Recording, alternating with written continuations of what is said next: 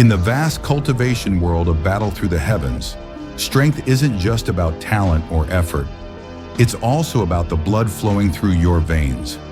Among the many powerful beings in the series, two names often surface when discussing unmatched bloodlines. Gu Xun'er, the proud daughter of the ancient Gu clan, and Zeon, the dragon princess who commands the terrifying bloodline of the dragon and phoenix. At the core of their strength lies a crucial question that has sparked countless debates. Whose bloodline is stronger, Xuner's divine-grade ancient blood, or Zeon's supreme dragon phoenix bloodline?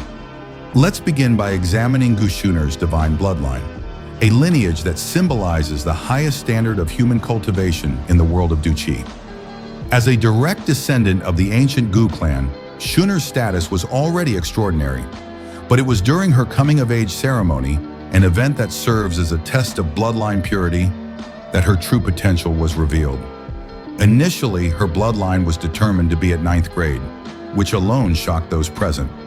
According to the bloodline hierarchy of the Gu clan, reaching the 9th grade almost guarantees that a person can become a Dosheng in the future. This wasn't just a prediction, it was a conclusion drawn from generations of accumulated knowledge and experience. Even Gu Xun'er, a junior half-saint, openly declared that with this level of bloodline, another future Dosheng had appeared in their ancient clan. However, the real surprise came after further analysis. Elder Donghua noticed that Xuner's bloodline hadn't reached its limit. With deeper awakening, her bloodline advanced again, this time to the divine grade, a level that surpassed all expectations.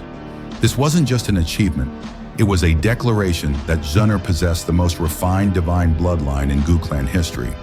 According to the original novel, such a bloodline doesn't just provide the ability to become a Dosheng, it offers a real opportunity to reach the Du Di realm, something only a handful in history have managed. But here lies the complexity. Even with divine blood, reaching Du Di isn't guaranteed.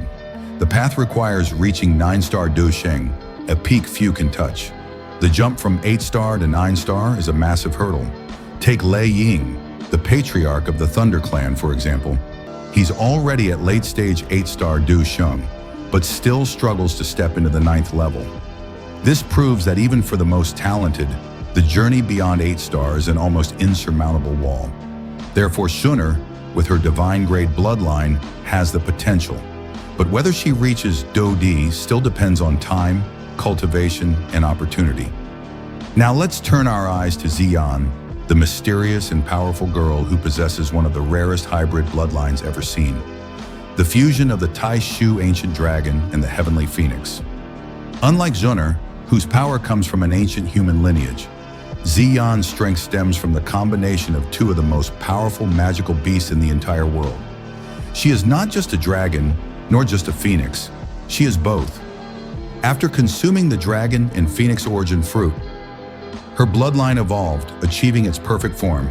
From that moment, Zeon possessed the complete dragon phoenix bloodline, something virtually unmatched in the world. This bloodline didn't just improve her aura, it directly elevated her combat strength. Without extensive training or years of cultivation, Zeon's strength soared to 4-star Dosheng simply by absorbing the fruit.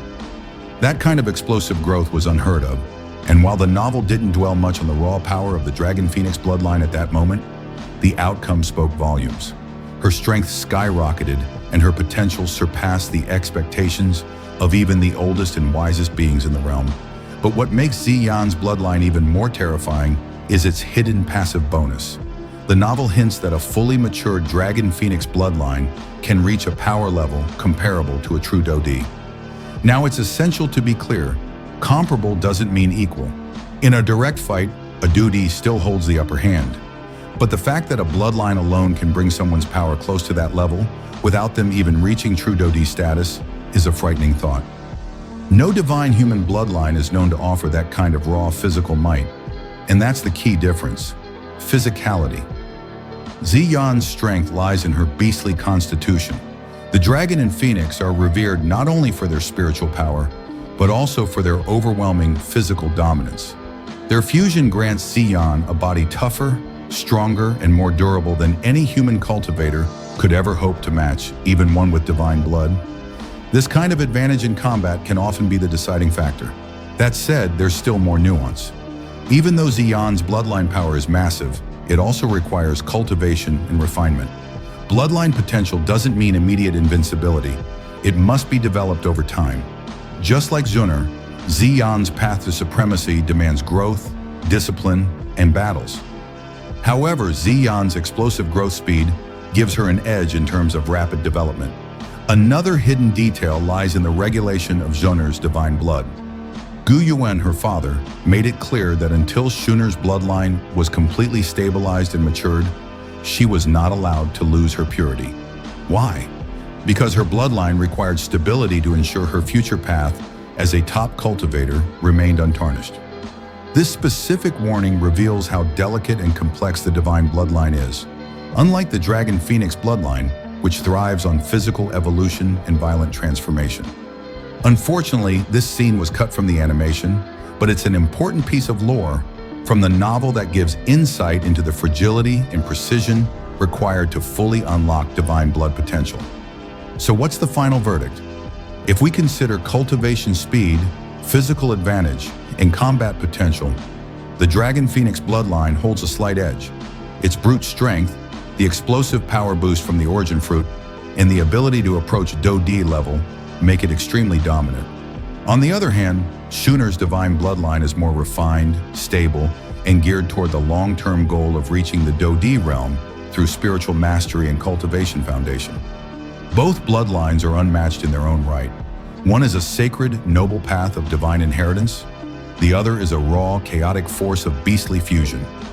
The real answer lies not in the bloodline alone, but in who walks further down their path of destiny.